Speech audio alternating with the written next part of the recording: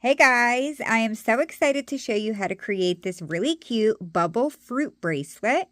This was originally designed on the finger loom by Kelly over on Instagram. She goes by Kelly.long1978. She made a couple renditions actually, and I asked her if I could make a tutorial. I'm really honored that she said yes. I think it is really cute and unique, and you can really play around with the possibilities of the colors. So she did design it using the finger loom, but I'm going to show you the tutorial on the monster tail. It's just a little bit easier for me to show. I do recommend that you go over and check out her Instagram. She has a lot of really beautiful renditions that she makes over there. So go show her some love over there. For today, all you're going to need is approximately 79 bands. I'm not going to give the band breakdown because there are different color schemes you can do, but you don't need a lot of bands at all. So to get started, I do have my monster tail here, and we're going to be working with 4 pins in the shape of a square. The first bands that we're going to choose are the ones that sit in between the little bubbles, which are these white ones. There's 4 bands total. I did use different colors on this one. You can really play around with it, but I am going to go ahead and just use all 4 of the same color. It might be easier if you lay piles of 4 out so you don't accidentally lay the wrong number.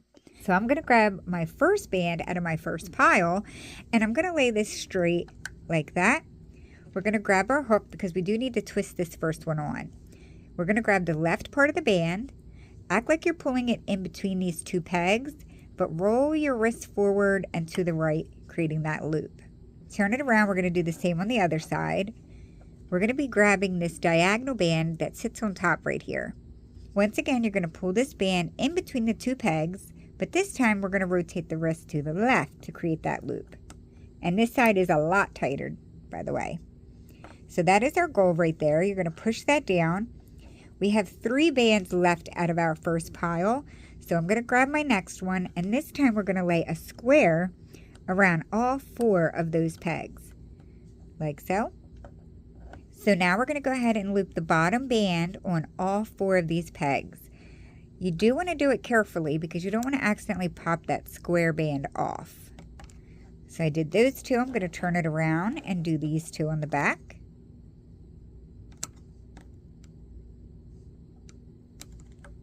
Like that. Push it down. Grab your next band out of your pile. And we're going to lay a square again. We're going to repeat the same process, looping the very bottom band up and over on each one of these 4 pegs.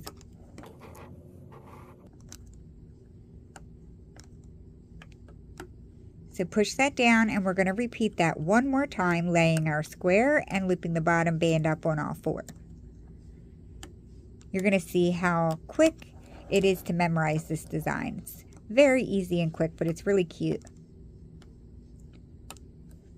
So once you have all 4 of them flipped, push it down a good bit, and now we're going to introduce a new color, or new colors, depending on which one you're doing. So I used 2 colors here, as you can see with the teal and the glow orange. I used 1 color on this one, but they are 2 different bands, so it's up to you what you want to do. I'm going to use purple and pink.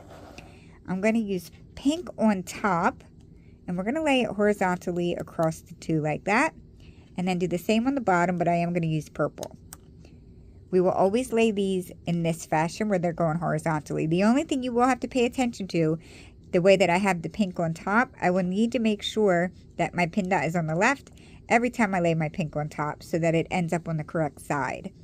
So once you have those laid, I'm going to go ahead and loop the bottom band up on these 2 pegs here, and then we'll turn it around and loop the bottom band up on these 2. We will always be looping just the bottom band, whether we're laying the square or the horizontals. So now that we're done that, we actually just completed the first section, and we're ready to repeat the pattern. So we're going to start laying the 4 squares again. So I'm going to grab my first one and lay my square around all 4. And we're going to loop the bottom band up and over on all 4.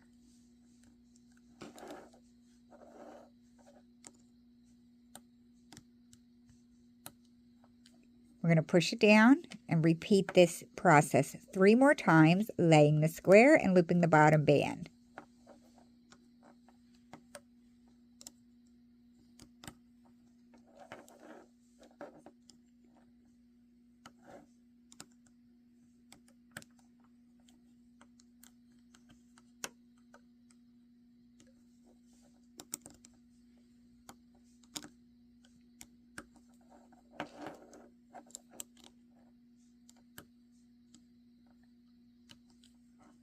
I'm down to my last band, so I'm going to repeat this one more time.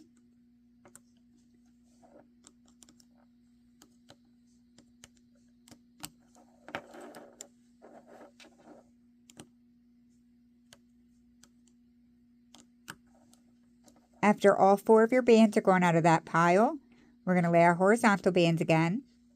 So I'm going to make sure that my dot is on the left, which it is now. So I know that I'm going to lay my horizontal pink on top and my purple on the bottom. That is literally the only time you need to worry about which side your loom is on. If you're using the same color here, then it doesn't matter. So we're now going to loop the bottom band up on all 4.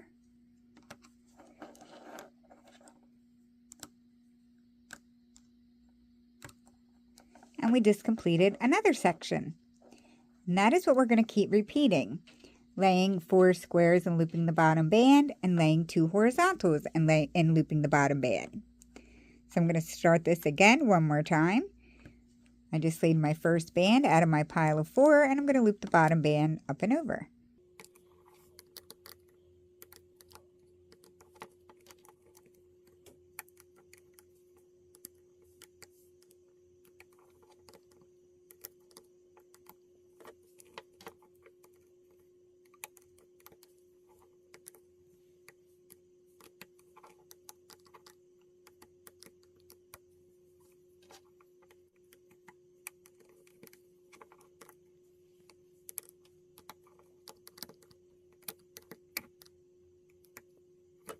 After laying those, I'm going to make sure my dot is on the left. For my color pattern, I'm going to lay pink on top horizontally and purple across the bottom. I'm going to repeat, lifting the bottom band up and over on all 4. And now I just completed another section. So it is a very quick, easy design. I hope you guys find it easy and quick as well. Just going to pull on it. You can see mine starting to grow. Oh, how cute is that? I love this design. It's so cute. So you guys are going to keep repeating that process until it's long enough to fit your wrist. For my wrist size, it took approximately 13 sections. I consider the bottom of the yellow to the top of the little bubble part 1 section. So if you do that 13 times, at least for my wrist size, that's all I need. So once you guys do actually have it longer, I'm going to go ahead and show you how to get it closed up. You should be at the same point with me where we are left with only the horizontal bands on there. There's nothing else on those pins. So we're going to grab one side of the horizontal band. I'm going to grab this bottom left one and move it up here to sit on top of the other one. And then we're going to grab this top one over here on the right, and we're going to bring that down to sit on top on the bottom. Push it down so it doesn't pop off. Grab one more of your color that you used for the 4 bands. And we're going to stretch that diagonally across those 2 pins. Now we're just going to bring up both of these 2 bands that are sitting underneath of it on both sides. We now have 1 band left. We're going to bring both ends together. And that's what we're going to attach our C-clip to. I'm going to take mine off. This is what it should look like once you take it off. And that is how you create the bubble fruit bracelet. Remember, this was created by Kelly over on Instagram. She goes by Kelly.long1978. A super big thank you to Kelly for letting me do this tutorial. I hope you guys enjoyed it. Don't forget to let her know down below what you think of it. I can't wait to see all your renditions. But that will be it for today, you guys. I thank you so much for watching, and I'll see you in my next video. Thanks, guys. Bye.